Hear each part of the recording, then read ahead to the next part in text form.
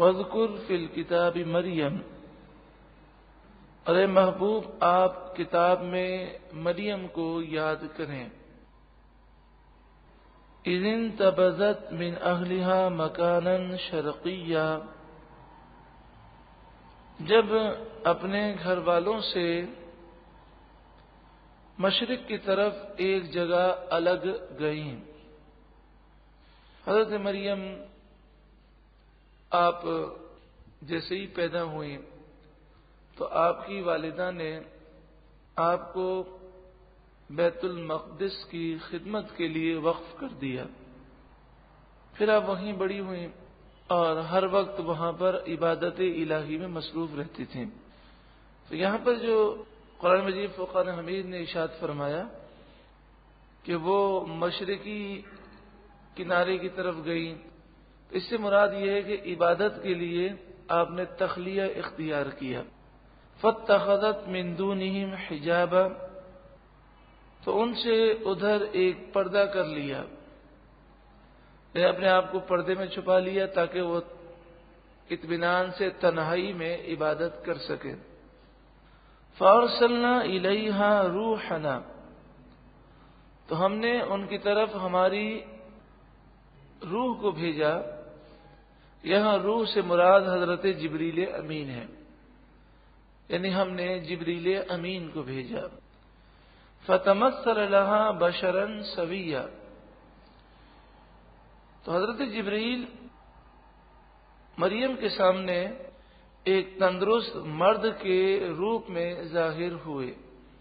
بشرا سویا، حضرت جبریل جب بشر کی صورت میں آئے تو دیکھیں حضرت جبریل فرشتے ہیں، لیکن جو ظاہری شکل تھی وہ بشر کی تھی، اور قرآن نے بھی انہیں بشرن قرار دیا۔ تو بشر کہنے سے کوئی برابری ثابت نہیں ہوتی، تو ظاہری جو شکل و صورت تھی وہ بشر کی تھی۔ جو آپ نے یہ دیکھا کہ ایک مرد یہاں حجرے میں موجود ہے اور یہ کہاں سے آ گیا؟ قالت، حضرت مریم بولی، انی اعوذ بالرحمن منک، بے شک میں تجھ سے رحمان کی پناہ مانگتی ہوں۔ ان کنت تقیا، اگر تو متقی ہے تو یہاں سے چلا جا۔ قال انما انا رسول ربک، حضرت جبریل نے کہا میں تو آپ کے رب کا بھیجا ہوا فرشتہ ہوں۔ میں کیوں آیا ہوں؟ لِأَهَبَ لَكِ غُلَامًا زَكِيًّا، میں اس لیے آیا ہوں تاکہ میں آپ کو صاف ستھرا بیٹا دوں۔ غلامن یہاں مراد بیٹا ہے، اور زکیًا ستھرا، بیٹا دینے والا اللہ تعالی ہے، لیکن یہاں جبریل فرماتے ہیں میں اس لیے آیا ہوں تاکہ میں آپ کو بیٹا دوں۔ اس کے تحت مفسرین فرماتے ہیں کہ واضح طور پہ بات معلوم ہوئی کہ جبریل کی مراد تو یہی ہے کہ میں اللہ کے اذن سے بیٹا دوں، لیکن یہاں پر قرآن نے باذن اللہ کے الفاظ ذکر نہیں فرمائے، لیکن نیت میں ہر ایک کے موجود ہیں، ہر کوئی سمجھتا ہے۔ تو لہذا اگر کسی ولی کے متعلق یہ کہا جائے کہ فلاں نے یہ کام کیا اور عقیدہ یہ ہو کہ اللہ کے اذن سے کیا تو اس میں کوئی حرج نہیں ہے، اور حقیقی بیٹا دینے والا تو اللہ ہی ہے، جبریل ذریعہ اور وسیلہ ہے۔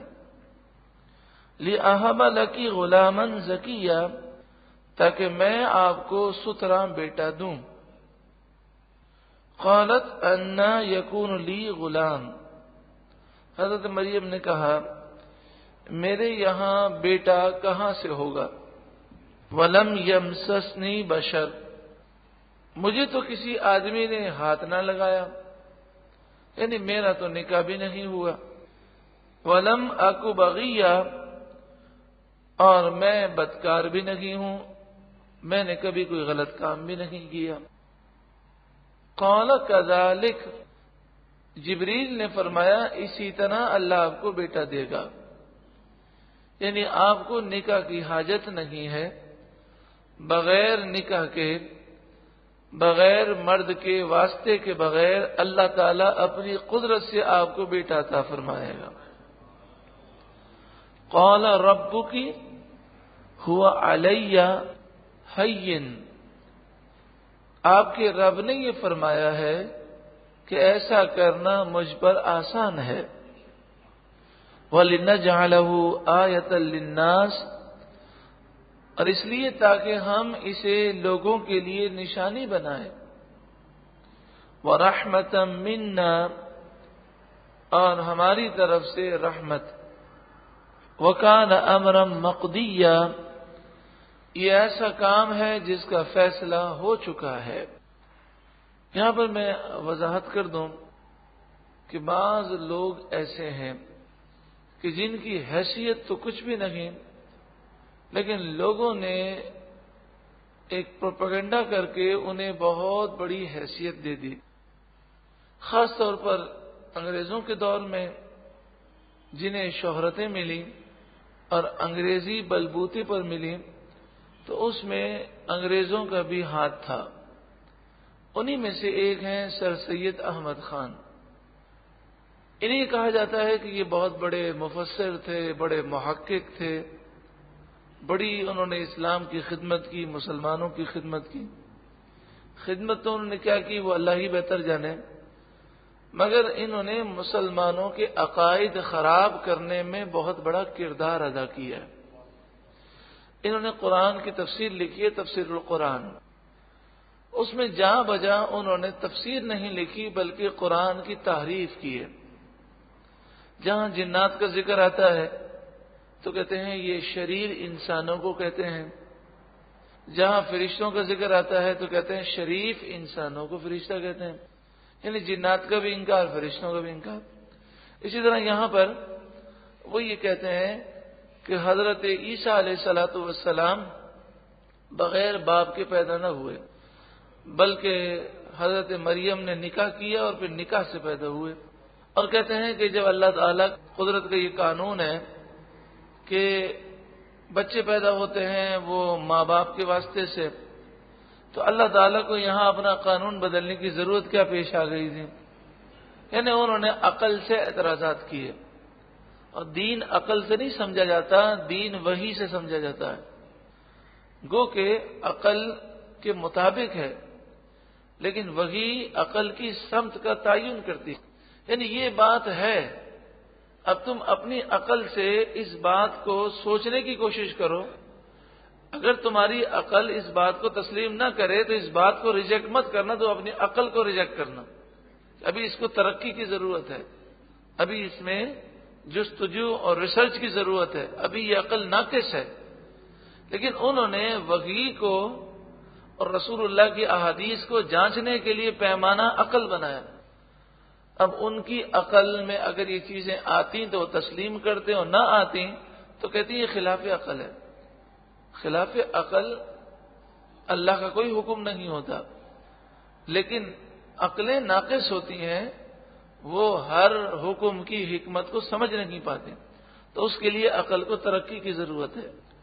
تو یہاں پر انہوں نے اس طرح کی باتیں کہیں۔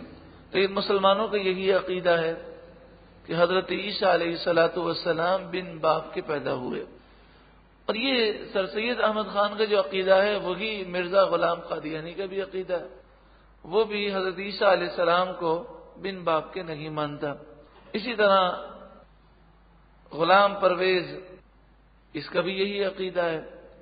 تو پرویزی فرقہ، نیچری فرقہ اور قادیانی، تینوں فرقوں کا یہی عقیدہ ہے کہ حضرت عیسیٰ علیہ السلام بن باپ کے نہیں پیدا ہوئے، لیکن مسلمانوں کا عقیدہ یہ ہے کہ وہ بن باپ کے پیدا ہوئے۔ وَكَانَ أَمْرًا مَقْضِيًّا، یہ ایک کام ہے جو مقرر ہو چکا ہے۔ دوسری دلیل یہ ہے کہ اگر حضرت عیسیٰ علیہ الصلوۃ والسلام وہ نکاح کے ذریعے جس طرح عام بچے پیدا ہوتے ہیں اسی طرح اگر ان کی پیدائش تھی، تو قرآن مجید فرقان حمید نے اسے اس انداز سے بیان کیا اور اسے آیتن قرار دیا اس واقعے کو، کہ یہ واقعہ ہم نے نشانی کیا لوگوں کے لیے۔ تو اگر اس کے اندر کوئی ایسی بات نہ ہوتی تو پھر یہ نشانی، یہ واقعہ کیسے بنتا؟ فحملته، تو حضرت مریم حاملہ ہو گئیں، فانتبذت به مکانا قصیا، تو آپ اسے لے کر ایک دور جگہ چلی گئیں۔ جب آپ حاملہ ہوئیں تو پھر حضرت عیسیٰ علیہ السلام کو پیٹ میں لے کر آپ دور چلی گئیں لوگوں سے۔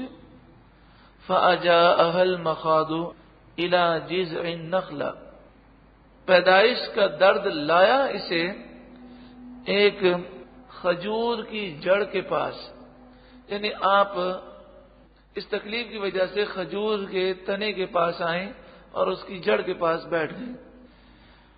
آپ کو یہ فکر تھی کہ لوگوں کو کیسے یقین دلایا جائے گا کہ یہ اللہ کی عطا سے ہے، دشمن تو بہت ساری باتیں کریں گے۔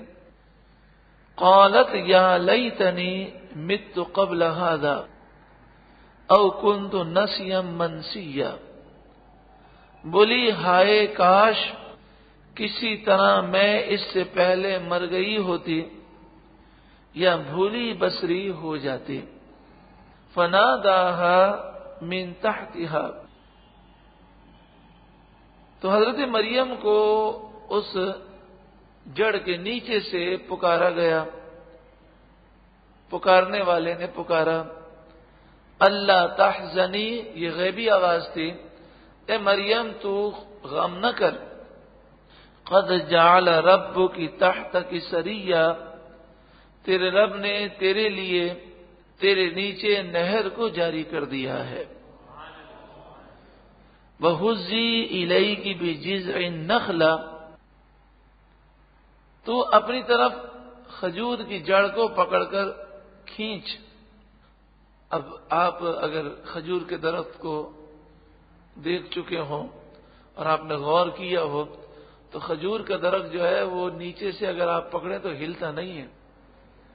تو اب خاص طور پر ایک خاتون کو کہ جو اس وقت جو ہے وہ تکلیف میں ہے اور پیدائش کی تکلیف ہے، اس موقع پر کہا جائے کہ آپ کھجور کے درخت کو ہلائیں، ایسا نہیں ہوگا کہ نیچے سے ہلائیں گے تو اوپر سے وہ ہلنا شروع ہوگا اور کھجوریں گریں گی۔ یہ اصل میں بات یہ تھی کہ جب آپ کو کھجوریں چاہیے تو آپ اس جڑ کو پکڑ کر اپنی طرف کھینچیں، رب العالمین کی قدرت ظاہر ہوگی اور کھجوریں اوپر سے گرنا شروع ہو جائیں گے۔ وَهُزِّي إِلَيْكِ بِجِذْعِ النَّخْلَةِ، اور کھجور کی جڑ پکڑ کر اپنی طرف ہلا، تُسَاقِطْ عَلَيْكِ رُطَبًا جَنِيًّا، تجھ پر تازی پکی ہوئی کھجوریں گریں گی۔ فَكُلِي وَاشْرَبِي، یہاں پر مفسرین نے فرمایا کہ یہ وقت وہ تھا کہ جو عورت پر بڑا نازک وقت ہوتا ہے۔ اعلیٰ حضرت امام اہل سنت فرماتے ہیں کہ موت کے جھٹکوں کے بعد سب سے زیادہ درد جو ہے بچے کی پیدائش کے وقت کا درد ہوتا ہے۔ اللہ تبارک و تعالی نے خاص کرم کیا ہے ماں پر کہ وہ ان درد کے جھٹکوں کو برداشت بھی کرتی ہے اور اپنے بچے سے پیار بھی کرتی ہے۔ رب العالمین نے اس کے دل میں یہ محبت ڈالی ہے۔ تو اس وقت یہ تکلیف ہو رہی تھی، اس تکلیف میں عورت کو قوت چاہیے، تو ان سے فرمایا گیا کہ کھجوریں تازہ پکی ہوئی نیچے گریں گی، وہ آپ کھائیں۔ تو اس سے مفسرین نے فرمایا کہ جو عورت اس پیریڈ میں ہو اسے چاہیے کہ وہ کھجوریں کھائیں کہ وہ بڑی طاقتور ہوتی ہیں اور اس سے اس کے جسم میں یہ درد سہنے کی طاقت پیدا ہوتی ہے۔ فَكُلِي وَاشْرَبِي، تو آپ اسے کھائیں اور اسے پئیں۔ وَقَرِّي عَيْنًا، اور اپنی آنکھیں ٹھنڈی رکھیں۔ حضرت عیسیٰ علیہ السلام کی پیدائش تو ہو گئی، لیکن حضرت مریم کے ذہن میں یہی سوال تھا کہ یہ لوگ اس کرشمے کا انکار کریں گے اور کہیں گے یہ کیسے ہو سکتا ہے، اور مجھ پر وہ غلط الزام ڈالیں گے۔ فَإِمَّا تَرَيِنَّ مِنَ الْبَشَرِ أَحَدًا، پھر اگر تجھے کوئی بشر نظر آئے، فَقُولِي، تو اس سے بات نہ کرنا، اسے اشارے سے کہنا، انی نذرت للرحمن صوما، میں نے آج رحمان عز و جل کے لیے روزہ رکھا ہے، فلن اکلم اليوم انسیا، تو میں آج کسی سے بات نہیں کروں گی۔ یہ کھانے پینے والا روزہ نہیں تھا، یعنی کھانے پینے سے رکنے کا نام جو روزہ ہے یہ والا روزہ نہیں، بلکہ ان کی شریعت میں خاموشی کا بھی روزہ ہوتا تھا۔ تو مراد یہ ہے کہ میں نے اللہ کی رضا کے لیے خاموش رہنے کا روزہ رکھا ہے۔ ہماری شریعت میں، یعنی شریعت محمدیہ صلی اللہ علیہ وآلہ وسلم میں، خاموشی کا روزہ رکھنا یہ مکروہ ہے۔ ہاں، بری بات سے بہتر یہ ہے کہ بندہ خاموش رہے، اور خاموش رہنے سے بہتر ہے اچھی بات کہے۔ محض خاموش رہنا یہ کوئی جس طرح انسان نہ کھائے نہ پیے اور روزہ رکھے تو ثواب ملتا ہے، محض روزے کی نیت سے خاموش رہے تو اسے ثواب نہیں ملے گا۔ ہاں، بری بات سے بچنے کا ثواب ملے گا۔ لیکن ان کی شریعت میں خاموشی کا روزہ ہوتا تھا، تو آپ نے کہا کہ میں نے خاموش رہنے کا روزہ رکھا ہے۔ فلن اکلم اليوم انسیا، تو ہرگز میں آج کسی انسان سے بات نہ کروں گی۔ فاتت به قومها تحملہ، تو حضرت مریم حضرت عیسیٰ علیہ السلام کو اٹھا کر اپنی قوم کے پاس آئیں۔ جب انہوں نے دیکھا کہ حضرت مریم کنواری ہیں، نیک پارسا ہیں، لیکن ان کے ہاتھ میں یہ بچہ ہے، یہ کہاں سے ہے؟ حضرت یوسف نجار، حضرت مریم رضی اللہ تعالی عنہا جہاں اللہ تعالیٰ کی عبادت کرتی تھی، وہاں ایک اللہ کے نیک بندے یوسف نجار بھی تھے۔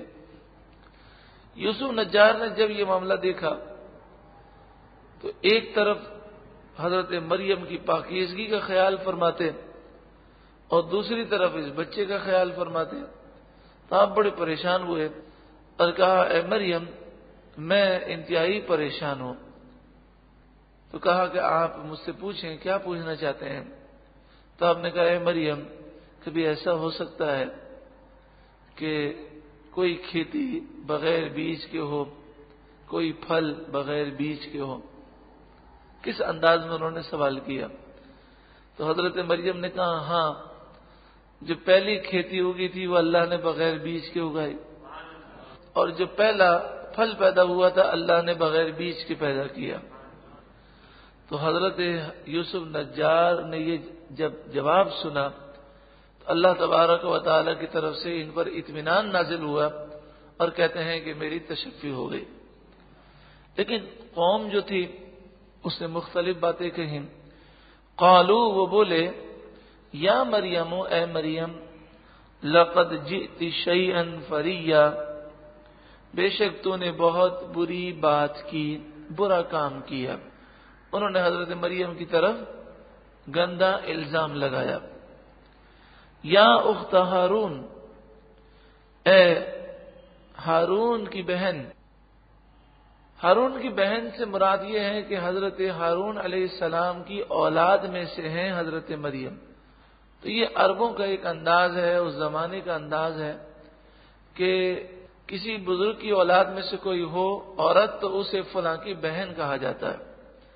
تو اے ہارون کی بہن، ما کان ابوک امرأ سوء، آپ کے والد بھی کوئی برے آدمی نہیں تھے، بڑے نیک صالح تھے حضرت عمران۔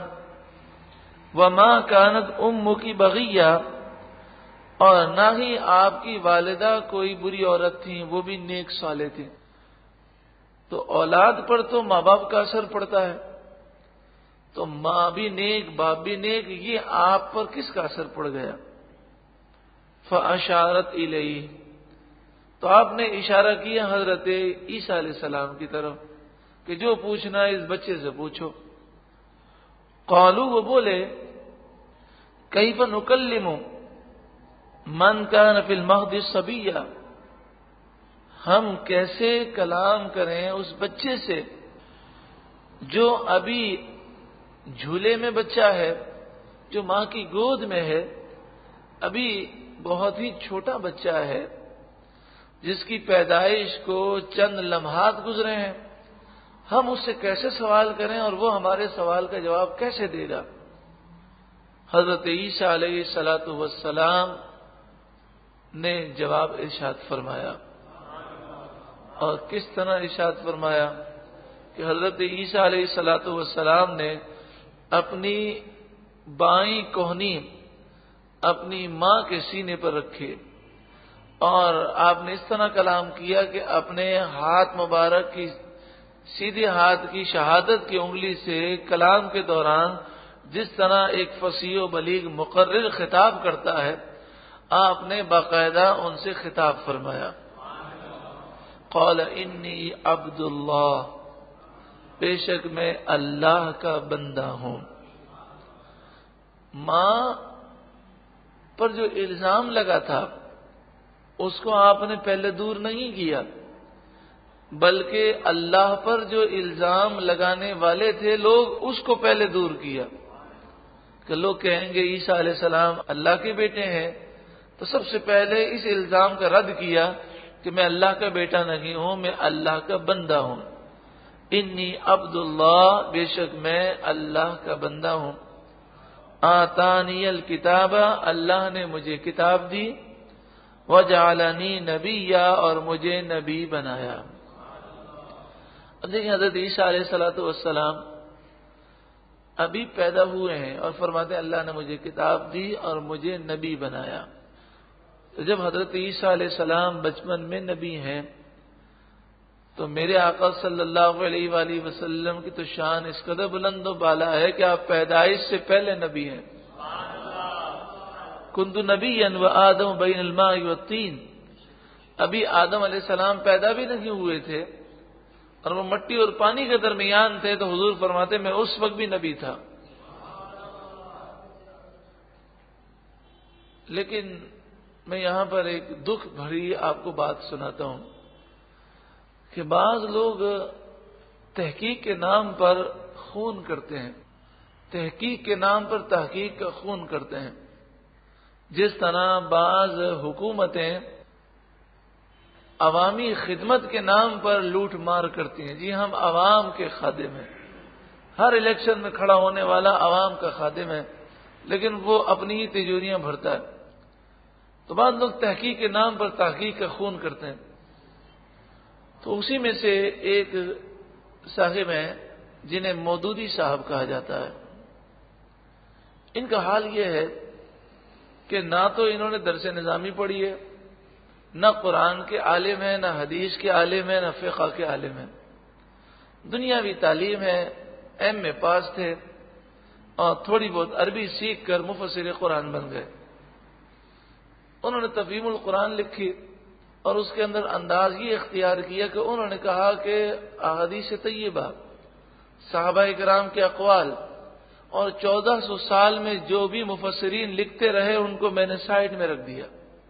میں نے قرآن پڑھا ہے، جس طرح مجھے قرآن سمجھ میں آیا ویسی میں نے تشریح کر دی ہے. یہ انہوں نے خود لکھا کہ میں نے قرآن پڑھا اور جو میں نے قرآن سمجھا وہ میں نے بیان کیا. 1400 سال تک جو مفسرین لکھتے رہے ان کی تفسیروں کو میں نے سائٹ میں رکھ دیا. رسول اللہ صلی اللہ علیہ وآلہ وسلم فرماتے ہیں من قال فی القرآن برأیہ فلیتبوأ مقعدہ فی النار، جو قرآن پاک میں اپنی رائے اور خیال سے کلام کرے وہ جہنمی ہے. رسول اللہ فرماتے ہیں کیونکہ قرآن حضور کی احادیث کے بغیر سمجھ میں نہیں آتا، اور حضور سے قرآن صحابہ نے سمجھا تو صحابہ کرام کی زندگیوں اور اقوال کے بغیر قرآن سمجھ میں نہیں آتا. یہ مودودی صاحب ہیں جنہوں نے حضرت عثمان غنی پہ بڑے اعتراضات کیے ہیں اور کہا حضرت عثمان غنی کو حکومت ہی کرنے نہیں آتی تھی، نعوذ باللہ من ذالک. اور جب ان سے کہا گیا کہ جناب آپ اتنے بڑے صحابی پہ اعتراض کرتے ہیں، تو انہوں نے پھٹ کہہ دیا کہ جناب انبیاء معصوم ہیں، فرشتے معصوم ہیں، ان کے علاوہ کوئی معصوم نہیں، ہر ایک پر تنقید ہو سکتی ہے.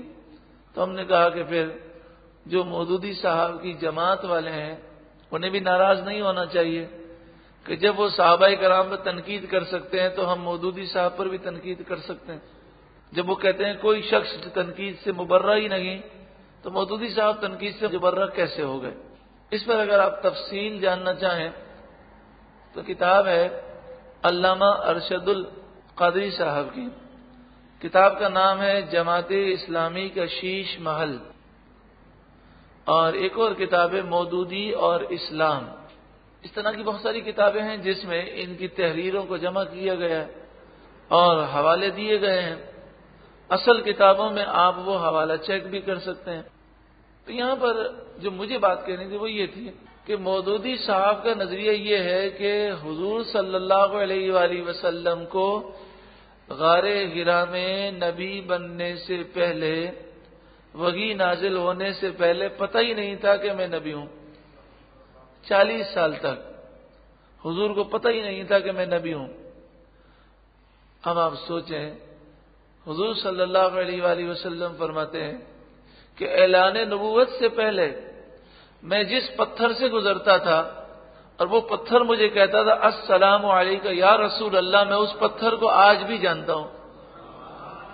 تو اگر 40 سال تک حضور کو پتہ ہی نہیں تھا، تو جب وہ پتھر سلام کرتا تھا اور کہتا تھا السلام علیکم یا رسول اللہ، تو کیا نبی اکرم صلی اللہ علیہ وآلہ وسلم اس کا سلام سنتے تھے؟ اور آپ جانتے بھی ہیں کہ پتھر مجھے سلام کر رہا ہے، تو وہ پتھر کو پتا ہے کہ یہ اللہ کے رسول ہیں؟ بھی سوال ہے، پتھر کو معلوم ہے، پتھر کہہ رہا ہے یا رسول اللہ آپ پر سلام ہو، اور حضور کو خود ہی نہیں معلوم۔ نبی اکرم صلی اللہ علیہ وآلہ وسلم 6 سال کے 7 سال کے تھے اور آپ ابو طالب کے ساتھ ملک شام گئے، تو وہاں پر بحیرہ راہب اس نے آپ کی دعوت کی اور ابو طالب کو اکیلے میں لے جا کر کہا کہ یہ نبی ہیں۔ ابو طالب نے کہا کہ تو نے کیسے پہچانا؟ تو کہا میں نے یہ دیکھا کہ جس درخت کے پاس سے گزرتے ہیں وہ درخت جو ہے انہیں سلام پیش کر رہا ہے، جس پتھر کے پاس سے گزرتے ہیں وہ پتھر سلام کرتا ہے۔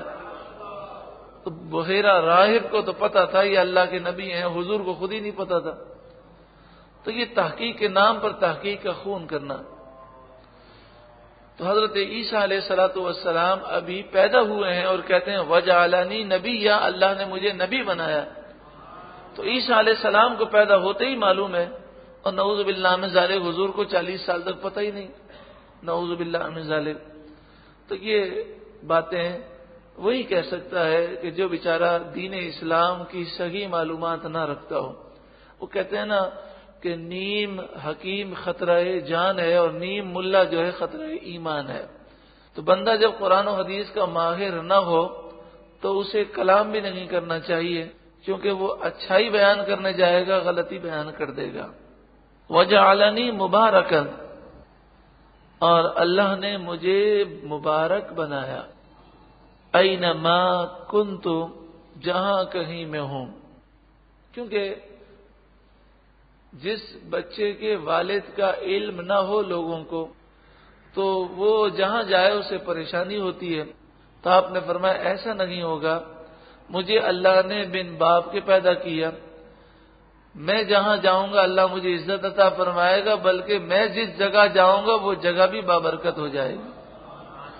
وَأَوْصَانِي بِالصَّلَاةِ، اللہ نے مجھے حکم دیا نماز پڑھنے کا، وَالزَّكَاةِ، اور زکوٰۃ دینے کا، مَا دُمْتُ حَيًّا، جب تک کہ میں زندہ رہوں، وَبَرًّا بِوَالِدَتِي، اور مجھے میری ماں کے ساتھ اچھا سلوک کرنے کا حکم دیا۔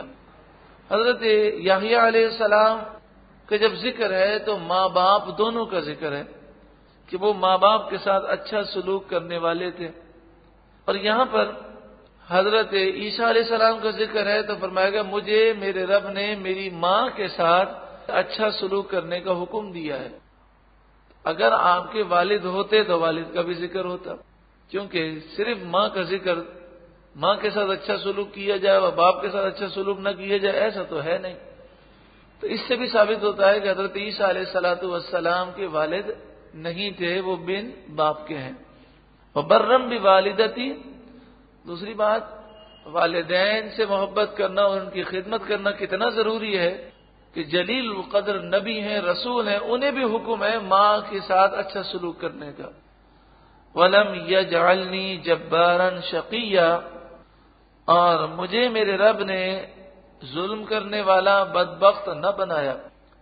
وَالسَّلَامُ عَلَيَّ، اور مجھ پر سلامتی ہے، یوم ولدت، جس دن میں پیدا ہوا۔ آپ نے دیکھا یوم ولادت کا ذکر ہے، اسی لیے اہل سنت و جماعت میں بزرگان دین کے یوم ولادت کا ذکر کیا جاتا ہے۔ وہ یوم اموت، اور جس دن میں اس دنیا سے رخصت ہوں اس دن بھی مجھ پر سلامتی ہے۔ یوم وصال، بزرگان دین کی یوم وصال بھی یاد رکھے جاتے ہیں اور اس وقت دعائیں کی جاتی ہیں۔ وہ یوم ابعث حیا، اور جس دن میں کل بروز قیامت اٹھایا جاؤں اس دن بھی مجھ پر سلامتی ہے۔ ذالک عیسی بن مریم، یہ ہیں عیسیٰ بن مریم۔ قول الحق الذی فیہ یمترون، یہ سچی بات ہے جس میں تم شک کرتے ہو۔ ما کان للہ ان یتخذ من ولد سبحانہ، اللہ کے لیے لائق ہی نہیں کہ اللہ کسی کو اپنی اولاد بنائے، وہ اس سے پاک ہے۔ اذا قضى امرا، وہ تو جب کسی کام کا فیصلہ فرماتا ہے، فإنما يقول له، تو اس کام سے وہ فرماتا ہے کن، ہو جا، فیکون، تو وہ فوراً ہو جاتا ہے۔ وَإِنَّ اللَّهَ رَبِّي وَرَبُّكُمْ، عیسیٰ علیہ السلام نے فرمایا بے شک اللہ میرا اور تمہارا رب ہے، فَاعْبُدُوهُ، تو تم اسی کی عبادت کرو۔ هَذَا صِرَاطٌ مستقیم، یہ سیدھا راستہ ہے۔ فَاخْتَلَفَ الْأَحْزَابُ مِنْ بَيْنِهِمْ، پھر جماعتیں آپس میں مختلف ہو گئیں۔ کچھ لوگ حضرت عیسیٰ علیہ السلام کی توہین و بے ادبی کرنے لگے، اور کچھ لوگ حضرت عیسیٰ علیہ السلام کی محبت میں وہ غلو کرنے لگے کہ عیسیٰ علیہ السلام کو اللہ کا بیٹا کہنے لگے۔ حدیث پاک پیش کی جاتی ہے کہ نبی اکرم صلی اللہ علیہ وآلہ وسلم نے فرمایا کہ تم میری تعریف اس طرح نہ کرنا کہ جس طرح عیسائیوں نے عیسیٰ علیہ السلام کی تعریف کی، تم میری تعریف میں مبالغہ نہ کرنا، میں اللہ کا بندہ اس کا رسول ہوں۔ یہ حدیث پیش کرنے کے بعد جو اس کا مفہوم و تاثر قائم کیا جاتا ہے وہ غلط ہے۔ تاثر یہ قائم کرنے کی کوشش کی جاتی ہے کہ حضور کی تعریفیں نہ کرو، صرف یہ کہو کہ حضور اللہ کے بندے ہیں، اللہ کے رسول ہیں، بس یہ دو لفظ کے علاوہ تیسرا کوئی لفظ نہیں کہنا۔ کیونکہ عیسائیوں نے بھی غلو کیا اور آج کل کے مسلمان بھی غلو کرتے ہیں، زیادتی کرتے ہیں، تعریف میں مبالغہ کرتے ہیں۔ تو یہ نبی اکرم صلی اللہ علیہ وآلہ وسلم نے یہ نہیں فرمایا کہ میں اللہ کا بندہ اور رسول ہوں لہذا تم مجھے صرف اللہ کا بندہ اور رسول کہو، اس کے علاوہ کچھ الفاظ تعریف میں مت کہنا، یہ نہیں فرمایا، بلکہ یہ فرمایا کہ میری اس طرح تعریف مت کرنا جس طرح عیسائی عیسیٰ علیہ السلام کی کرتے ہیں۔ عیسائی عیسیٰ علیہ السلام کو خدا کہتے ہیں، الہ کہتے ہیں، معبود کہتے ہیں، اللہ کا بیٹا کہتے ہیں۔ تو حضور نے قید لگائی عیسائیوں کی طرح میری تعریف مت کرنا، کہ جس طرح عیسائی عیسیٰ علیہ السلام کی تعریف میں مبالغہ کرتے ہیں، یعنی مجھے خدا مت کہنا، الہ مت کہنا، معبود مت کہنا، مجھے تم اللہ کا بیٹا مت سمجھنا، ہاں اس کے علاوہ تم تعریف کرنا۔ اگر یہ کہا جائے کہ حضور کو صرف بندہ اور رسول، یہ دو الفاظ، تیسرا کوئی لفظ نہیں کہنا چاہیے، تو قرآن میں بھی تو سراجا منیرہ کے الفاظ ہیں، قرآن میں بھی تو رحمت للعالمین کہا گیا، قرآن میں بھی تو فرمایا گیا وَرَفَعْنَا لَكَ ذِكْرَكَ، اے محبوب ہم نے آپ کے لیے آپ کا ذکر بلند کیا۔ تو قرآن میں کتنے مختلف انداز سے تعریفیں کی گئیں، تو ایسا کیسے ہو سکتا ہے کہ رسول اللہ اس طرح فرمائیں؟ حضور نے جو فرمایا یہ اس مطلب یہ نہیں جو مطلب بیان کیا جاتا ہے۔ حضرت علامہ بوصیری علیہ الرحمٰن نے قصیدہ بردہ شریف میں ایک شعر لکھا جس کے اندر آپ نے یہ فرمایا کہ حضور کی تعریف کرنے کی کوئی حد بیان نہیں کی جا سکتی، صرف یہ ہے کہ عیسائیوں کی طرح تو حضور کی تعریف نہ کر. پھر آپ نے کہا کہ حضور کو الہ خدا معبود نہ سمجھ اور حضور کو اللہ کا بیٹا نہ کہے. اس کے علاوہ تو جو تعریف کر سکتا ہے کر. کیونکہ جس طرح حضور کی شان بلند ہے اس طرح تعریف کی بھی کوئی حد بیان نہیں کی جا سکتی. وَإِنَّ اللَّهَ رَبِّي وَرَبُّكُمْ فَاعْبُدُوهُ، تو بے شک میرا رب اور تمہارا رب اللہ ہے تو تم اسی کی عبادت کرو. هَذَا صِرَاطٌ مُسْتَقِيمٌ، یہ سیدھا راستہ ہے. فَاخْتَلَفَ الْأَحْزَابُ مِنْ بَيْنِهِمْ، تو پھر جماعتیں آپس میں مختلف ہو گئیں. فَوَيْلٌ لِّلَّذِينَ كَفَرُوا مِن مَّشْهَدِ يَوْمٍ عَظِيمٍ، تو بربادی ہے ان کافروں کے لیے اس دن جو دن حاضری کا عظیم دن ہے، یعنی قیامت کے دن کافروں کی بربادی ہے. اسمع بہم وابصر، بہت سنیں گے اور بہت دیکھیں گے. کل بروز قیامت وہ بہت سنیں گے کافر اور بہت کچھ دیکھیں گے. یوم یأتوننا، جس دن وہ ہمارے پاس حاضر ہوں گے. لیکن الظالمون اليوم فی ضلال مبین، لیکن کافر ظالم اس دن کھلی گمراہی میں ہوں گے. وَأَنذِرْهُمْ يَوْمَ الْحَسْرَةِ، انہیں حسرت والے دن سے ڈرائیے. اذ قضی الامر، جب فیصلہ ہو چکے گا، جب کام ہو چکے گا. وَهُمْ فِي غَفْلَةٍ، وہ غفلت میں ہیں. وَهُمْ لَا يُؤْمِنُونَ، اور وہ مانتے نہیں ہیں. إِنَّا نَحْنُ نَرِثُ الْأَرْضَ، بے شک ہم زمین کے مالک ہیں. وَمَنْ عَلَيْهَا، اور جو کچھ زمین میں ہے اس کے ہم مالک ہیں. وَإِلَيْنَا يُرْجَعُونَ، اور ہماری ہی طرف وہ لوٹائے جائیں گے.